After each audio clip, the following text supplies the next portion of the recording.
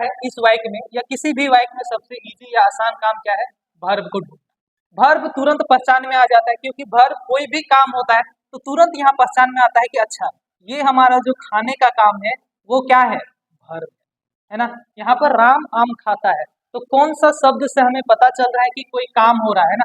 तो यहाँ पर खाता जो है उसका मूल रूप खाना होता है, इसी से पता चल रहा है कि यहाँ पर खाने का काम हो रहा है, इसीलिए इस शब्द को हम लोग क्या बोलेंगे? वर्ब बोलेंगे। अब सब्जेक्ट जानने के लिए हम लोग क्या करेंगे ना, वर्ब हमें पता चल गया कि इस वाक्य में हमारा वर्ब क्या है? खाने का काम हो रहा है, या ये शब्द हमारा वर्ब है। वर्ब की सहायता से ही हम लोग सब्जेक्ट कैसे जानेंगे? तो वर्ब को हम लोग सवाल करेंगे। क्या सवाल करेंगे? हु। याद रखना है, क्या सवाल करेंगे? कौन, है ना।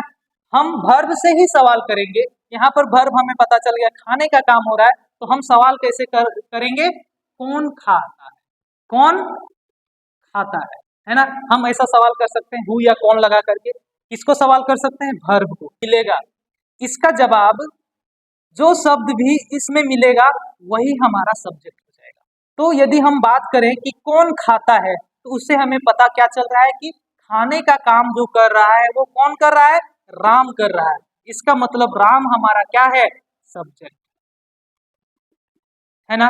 इसका मतलब राम हमारा सब्जेक्ट है, और जो काम करता है या काम करने वाला को ही हम लोग क्या बोलते हैं? सब्जेक्ट है। अब हम वर्ब की सहायता से ही ऑब्जेक्ट को हम लोग कैसे पता कर सकते हैं? तो ऑब्जेक्ट पता करने के लिए हम लोग वर्ब को ही सवाल करेंगे। फिर ऑब्जेक्ट पहचानने के लिए हम इसको सवाल करेंगे वाट सवाल करेंगे, या फिर सवाल करेंगे whom।